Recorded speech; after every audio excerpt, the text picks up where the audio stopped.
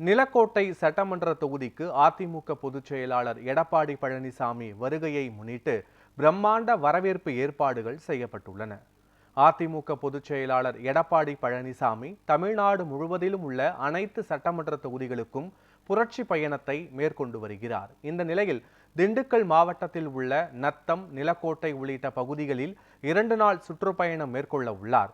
எடப்பாடி பழனிசாமியின் வருகையை முன்னிட்டு கொடை ரோடு முதல் நிலக்கோட்டை வரை சாலையின் இருபுறமும் பிரம்மாண்டமாக அதிமுகவின் கொடிகள் வைக்கப்பட்டு ஒவ்வொரு கிளையின் சார்பாக விளம்பர பதாகைகள் வைக்கப்பட்டுள்ளன.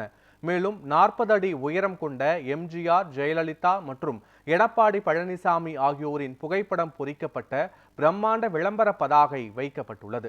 நிலக்கோட்டை ஒன்றிய செயலாளர் யாகப்பன் தலைமையில் நகர செயலாளர் சேகர் மற்றும் முன்னாள் நாடாளுமன்ற உறுப்பினர் உதயகுமார், ஒன்றிய செயலாளர் நல்லதம்பி உள்ளிட்ட நிர்வாகிகள் ஏற்பாட்டு பணிகளை மேற்பார்வை செய்து வருகின்றனர்.